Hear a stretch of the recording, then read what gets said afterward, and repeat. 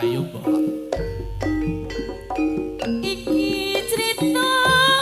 tinggalane jaman kuno. Zaman kuno. Nalikane wong Jawa dijajah londo. Ana jagoan bela rakyat bela bangsa. Jenenge Rompi ing desa tambak oso lurah gedangan kok dadi londo blakonan nganti londo tindak esok menang-menang nagih pajak bakne salib dikepuki Rompi ra trimo lurah gedangan dipateni Etan kali jagoane paiti kusir dokar guruwe sugeng midhangetaken gedhe-gedhe raga Bathara Putra lelagon menika katuraken dumateng Kang Mas Ribut pimpinan Raga Bathara Putra ayo Bapak paiti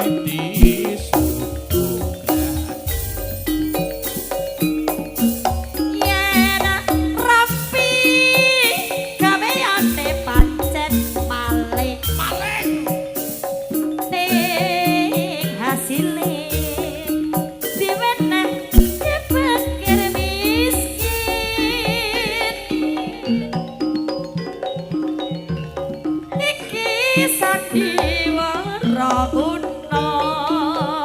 ceritane lotrok yo sarip tambah oso ayo Mas Bintang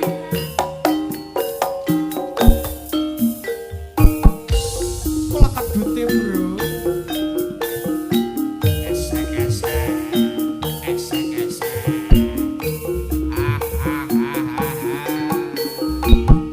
sayo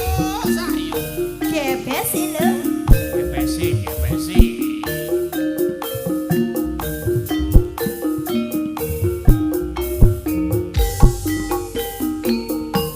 Iki crita tinggalane jaman kuno. Nalikane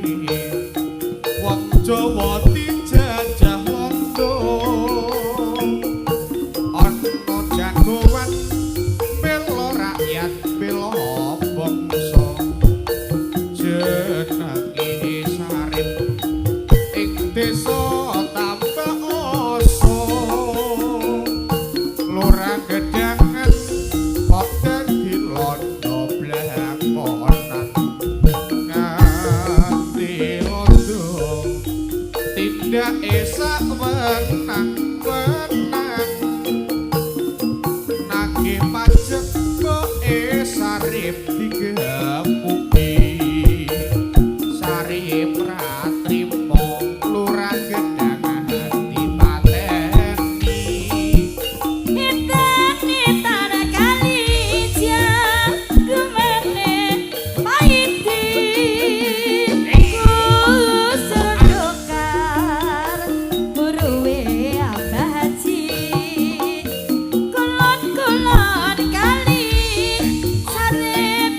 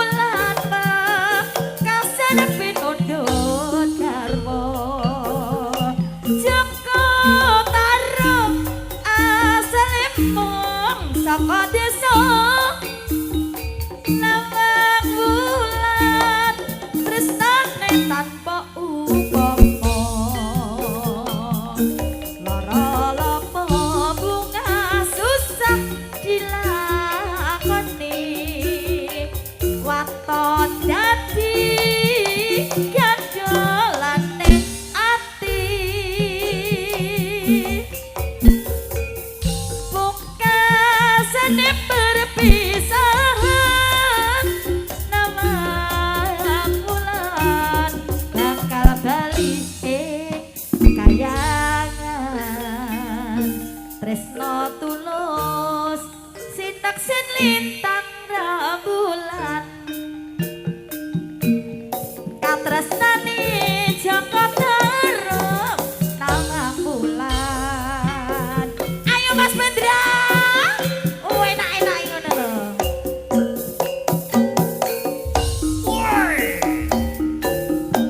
Rangga Bathara Putra jarananku yo Panjak Balakrama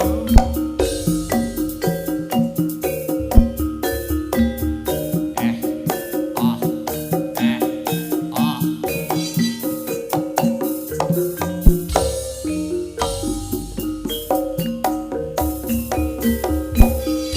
abot tenan jagas marang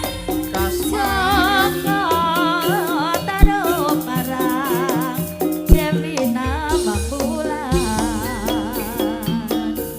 widodari tumuron saka kayangan lagi lelumban ono sakjroning sendang nawang bulan bingong bali agemane ilange ono ning ati Joko Tarub bisa hubungan guyo nawang bulan wekas repi nundut garwa Joko Tarub asale mung saka desa nawang bulan tresnane tarapa uga lara lapa bunga susah dilakoni waton dadi gandolane ati pungkasane perpisahan nawang bulan bakal bali kayangan tresno tulus sinaksan lintang rembulan katresnane Joko Tarub nawang bulan Rangga Bathara Putra